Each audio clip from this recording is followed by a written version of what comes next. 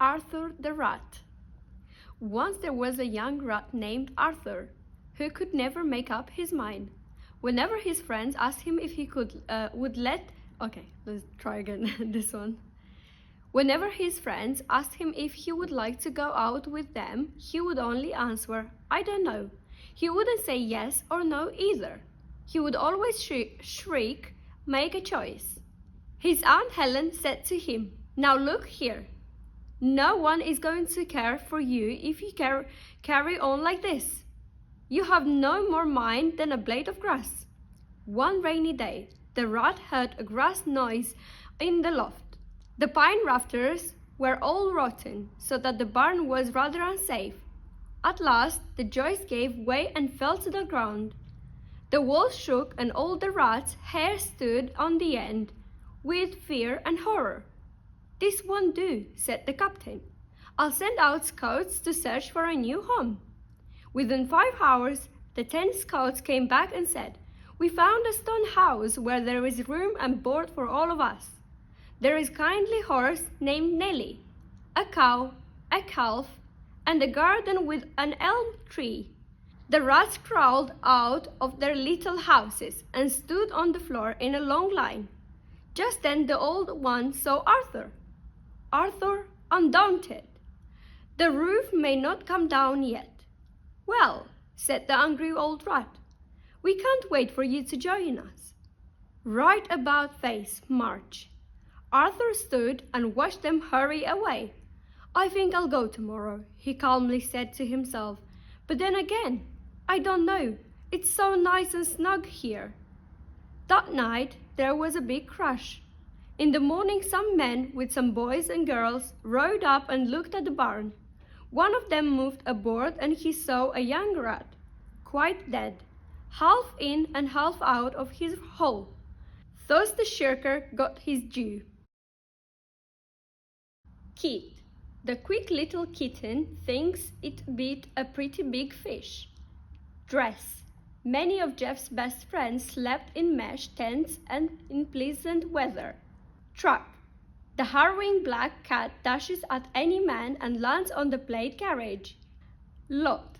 The honest swan stops and acknowledges the fox dodging the bothered wasp. Strut. Mother loves butter that comes from the southern countryside. Foot. The butcher should put the pudding in the wooden knock to cook. Puff. Can't half the staff asked to transfer to the enchanted castle in France. Cloth. Lawrence often offers Rose a Florida orange and horribly strong frothy Boston coffee. Nurse. The early bird preferred the earthy worm. Fleece.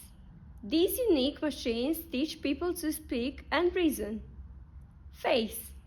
The raven waits until late day for the great wave to break. Palm. Father and Ma said to calm the facade in the Nevada Plaza. Thought. The small walrus caught the hawk in the salty water. Goat. The rose slowly grow in Owen's old grove. Goose.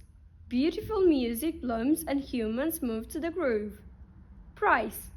The shy writer types at night to fight the silence in my mind. Choice.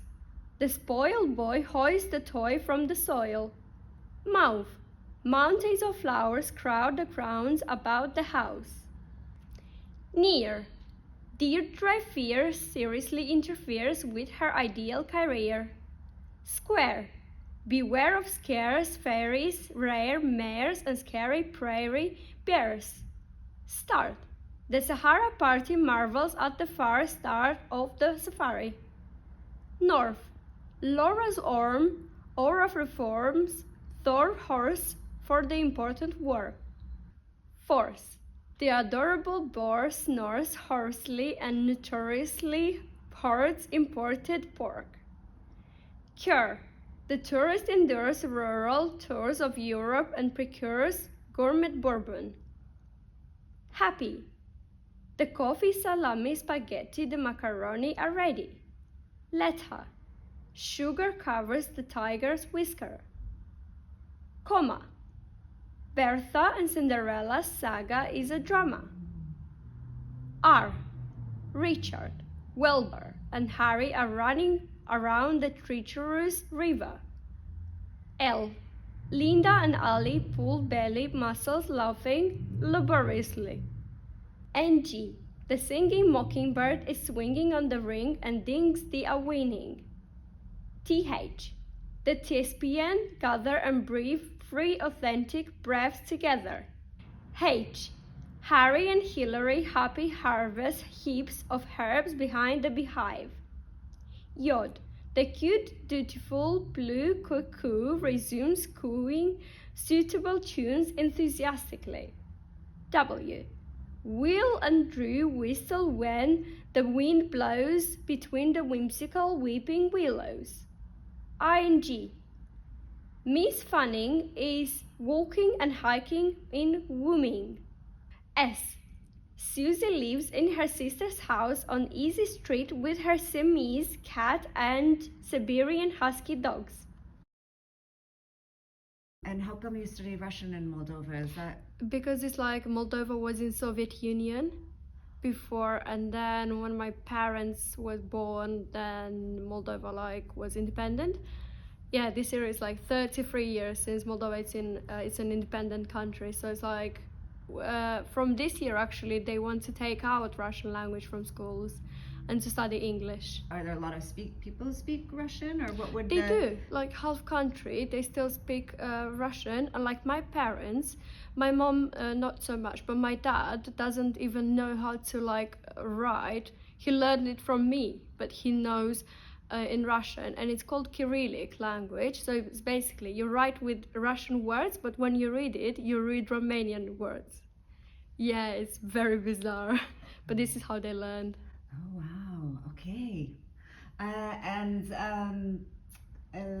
What is so when you came and learned English here, what you learned in school, or? No, I learned French in school. I took a course here, which was like half a year, and then I just learned it from school, because when I came, I was straight into year 11. And I was like, oh my god, next year is like the A levels and GCSEs, and I was like, how am I doing? I don't speak any English. Yeah, so then I just did it. And right now, what language do you speak at home? At home, Romanian, You would like speak. with my parents, yeah. But like we include Russian words. It's like in our vocabulary. It's like in Moldova it happens. In Romania, they will speak clear Romanian, but in Moldova we would speak like Russian words with Romanian words. So it's like, yeah. It is, but you're a student? I'm a florist as well. Oh, you're a florist. Yeah. How did you do that? How did you get into that? I started in London, so it's like 4 years now since I'm a florist. Yeah, because my auntie in Moldova, she worked with dry flowers, and she would like grow different types of flowers, and she would create decorations, and I just loved that. And then I came here and I found the flower shop, and I was like, I'll just start doing something. And I learned in first week they gave me like as an exam to learn all the names of plants and flowers, and then yeah. What's your favorite flower? It's, I would say, from plants it will be anthurium, and from this one, peonies. I know all of them because they used to be in my garden in Moldova. We used to have peonies and hyacinths, and like the smelliest flowers, and I just love them. Why did you take this course, the acting course? Acting course, because I did half of it in London as well, and I was a clown in Moldova. I worked as a clown, yeah, and I'm a dancer, so I feel like art was like sticking to me, and I just love like drama doing in my primary school, my secondary school in Moldova, and it was like I just loved acting and like playing different characters, which I can't really play like on the street or like at home, you know. Are you going to become an actor after school? Yeah, I would like to be an actor, yes. And you'll go to London, or? London, yeah, and I would like to explore different countries. I would like to go to Spain. I like Spanish movies. Do you speak Spanish? No, but I'm learning Spanish now. When you're there, when you're in Moldova, would people know where you grew up by how you speak? Yes. they would know. It's like less like than here in UK. Like in UK you hear plenty of accents. It's like literally each town has a different accent. In Moldova it's more like we call it if you're from the north of Moldova or from the south, because all Moldova in total, the country, is like London probably. It's not very big, yeah. And it's like, yeah, you hear from the center, which is like the capital, they're more clear, so it's more like in Romania, but still it's like still Russianized. And south we have also like a clear Romanian.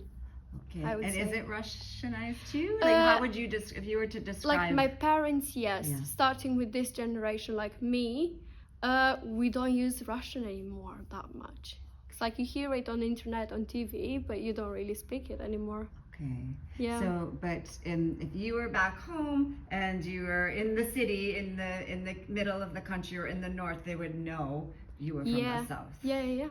And because it's what would the It's sound like difference it's just be? clear Romanian and a lot of old words they use in some regions, like north side they use like some words totally different than we use them. It's like another language. Okay. And then we have a Transnistria, which is like it's been occupied by Russians, so they speak totally another language.